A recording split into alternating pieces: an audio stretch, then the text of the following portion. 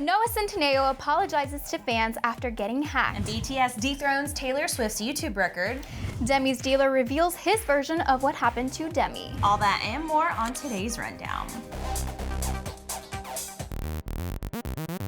You guys, Pete Davidson is on the cover of Variety and he's spilling some more secrets about his proposal to Ariana. Can't wait for that. But first, let's talk about Normani, who has revealed where she is going to film her album, record her album, and it's a very special place. Normani's been slaying the pop music game since Fifth Harmony, even getting compared to Queen Bee, but she's recently shared that she wants to earn her spot in the biz. So in a new interview with The Fader, she said, "It's flattering, but I definitely have room to grow and improve. I want to work for my spot. It's not fair that I'm the next Beyonce just yet, but I hope to become that."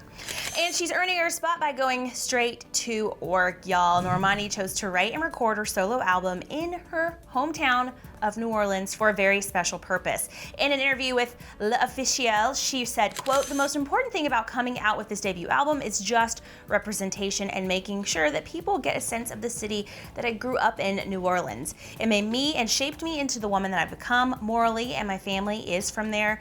This is really where my roots stem from, and I am everything that the city makes up." She also shared that the sounds she wants to incorporate are heavily influenced by the city. She flew the songwriters and the producers down to New Orleans too, as if this album couldn't sound any more amazing. Normani revealed that she has a schedule full of artists that she's going to be working with, saying, "I'm supposed to work with Missy Elliott really soon, which I'll go to Atlanta to do." Other artists on the list include London on the Track, The Dream, and many, many more. So as for the material on her highly anticipated solo album, Normani doesn't want to hide her roots, saying, "My mom was raised in the same house in New Orleans that I was raised in as a little girl, and I want to shed light on my truth."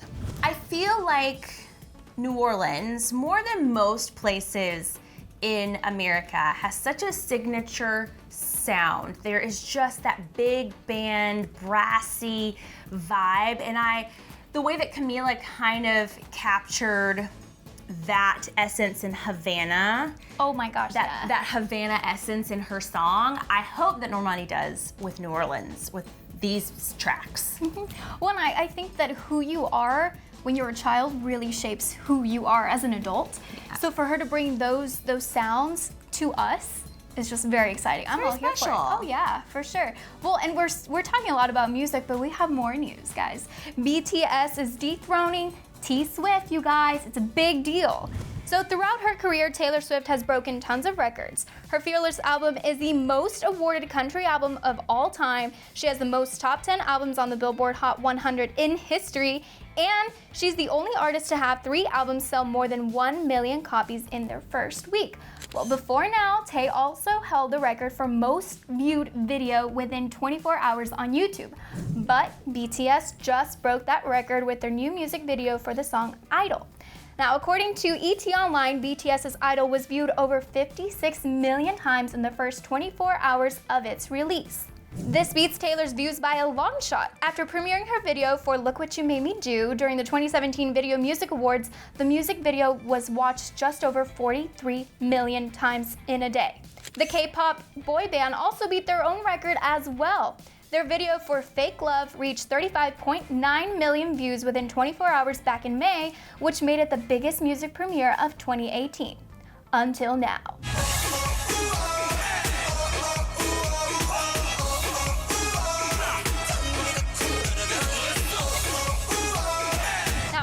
Given the fact that the boy band just released their latest album, Love Yourself, Answer, on Friday, this is probably the first of many broken records to come in this new era. It seems like we're not the only ones who are stoked for these guys either, since Nicki Minaj posted on Instagram to promote her collaboration with the band and to congratulate them on their success so far. Nicki wrote, "US iTunes chart. They did not come to play with, y'all. My version of Idol with BTS is out now. Congrats to them on a great new album. I'm honored to be a part of it. Shout out to Korea."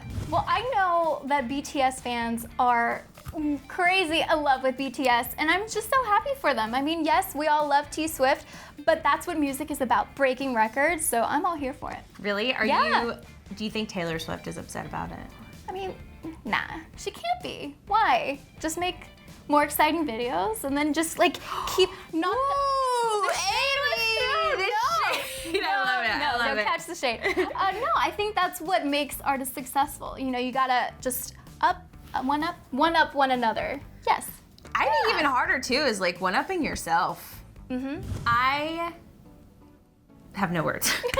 Clearly, To All the Boys I Loved is one of my favorite movies of the year. Noah Centineo is such a breakout star. He is so cute. He is so amazing. Like, I would say I'd like to date someone like him, but I'm married. But like, I feel like everybody should date a Noah in their life. So you guys, his Instagram got hacked and he responded. As you guys may know, Noah Centineo's Instagram account was hacked late Sunday night. The To All the Boys I Loved Before star handled the situation like such a total pro. Hackers apparently posted a message to his stories that read, "Hey guys, I'm giving away 450 free iPhone X's and Apple Watches on my Instagram stories right now." Another post told Noah's followers to swipe up to claim their free iPhone. After getting his account hacked, Noah took to his stories to sincerely apologize to fans. Also, I want to apologize if the hackers contacted any of you guys through my DMs. It's not cool. It's really skeevy and disgusting. Sorry about that. Okay, he seems genuinely sorry about this. He also seems disgusted by the whole thing and was not done with that. After finding out that his account was hacked, he took to Twitter to warn his followers about the situation, saying, "Unfortunately, I have absolutely no iPhone X's to give away," which leads me to my next point. My Instagram is hacked.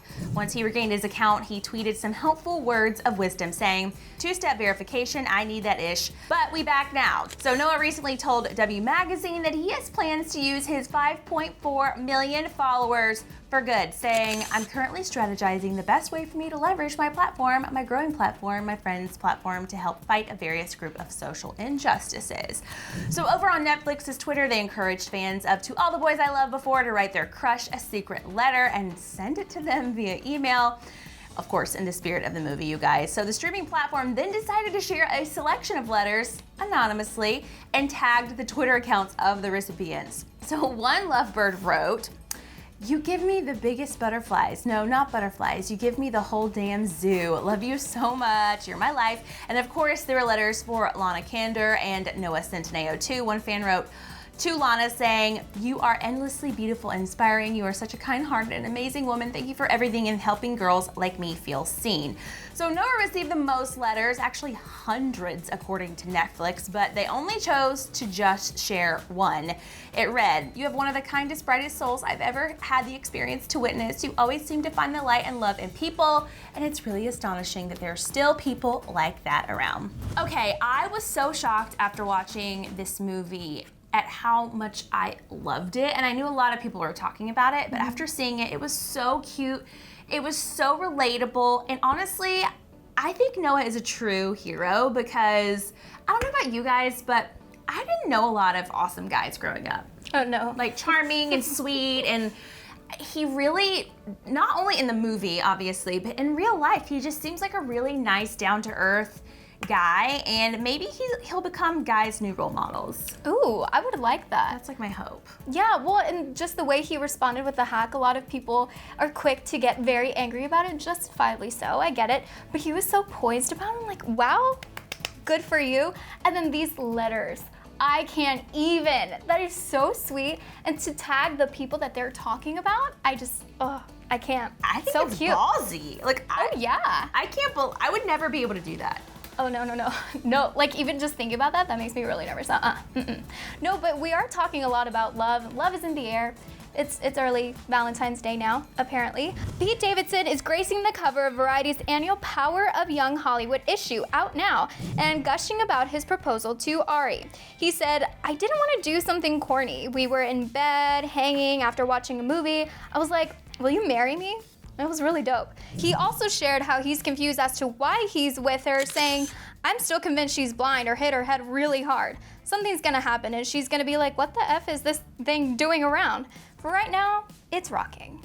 I mean, that's interesting. I get why he's a little bit hesitant. It feels like for him it was a little bit of a fairy tale, I think for both of them, but he needs to just own it. They're together for a reason, and even though a lot of people have a lot of thoughts about them being together, just own it. You guys are in love. It makes me sad though. I feel like that's so sad that you don't feel like you're worthy. Like, you're worthy. You know what I mean? Like, why do you feel that way? I mean, she's great and amazing. I mean, maybe it's like an endearing romantic thing to say, because I kind of feel that way about my husband. I'm like, how did he pick me?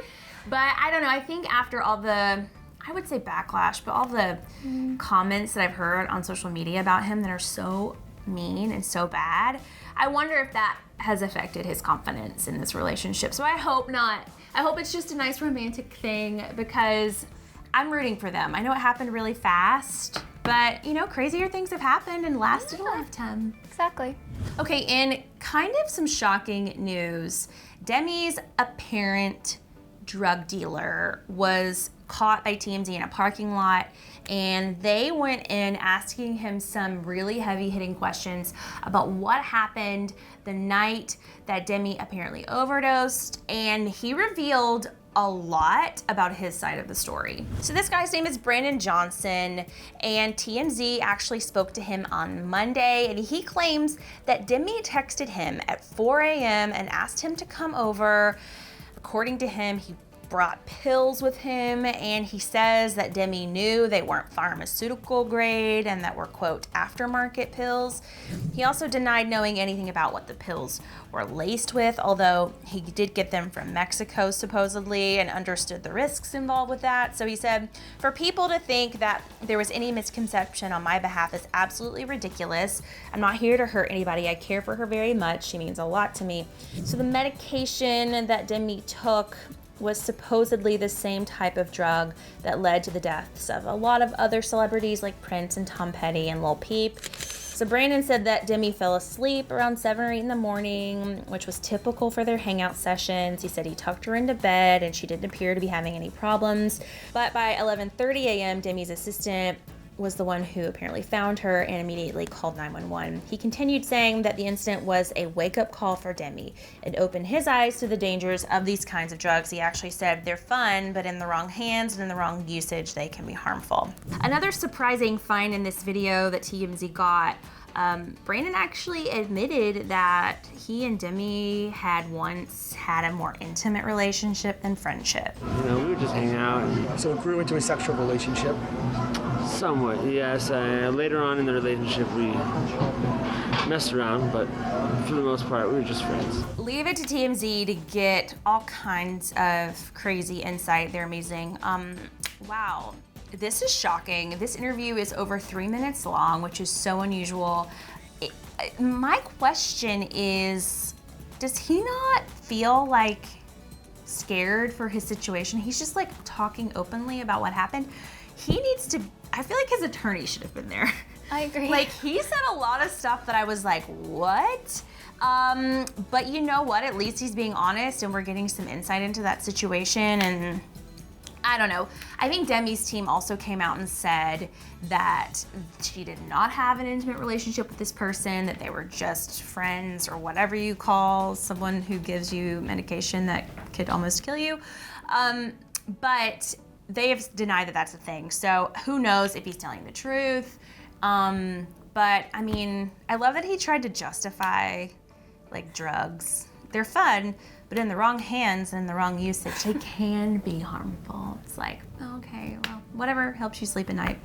It's a really complicated situation, and I want to know what Demi's family thinks about this. I mean, obviously, we've heard from Demi's people, but really, who are Demi's people exactly? And I mean, I'm just glad she's getting the help that she needs, and I support everything that she's working on now and focusing on herself, you know? It's hard. It's hard. I can't even imagine being in that kind of spotlight, and it's hard now to have someone else talking about everything that happened, but he felt he had to share his story. All right, you guys, let's weigh in the comments on what you think Normani's album is going to sound like. Do you think it's gonna have a lot of New Orleans flair? Are you hopeful that it does? Like me, I really do hope I get to hear some of that sound in her album. Yeah, me too. And would you guys send a love letter to your crush through Twitter? I mean, I just look, I can't do it, but are you guys gonna do it? I actually don't remember the last time I wrote a letter to anyone. Right? So. I mean, this is nice though, because maybe it compels us to get back to writing love letters. Yeah, I think it's sweet. Okay guys, let us know in the comments, subscribe to the channel, and we'll see you next time. In case you missed it, yesterday's DHR was amazing, and we actually talked about Ariana Grande stopping a concert for a fan, and to get the details, you better click in that box over there. And don't forget to subscribe. Do it right there.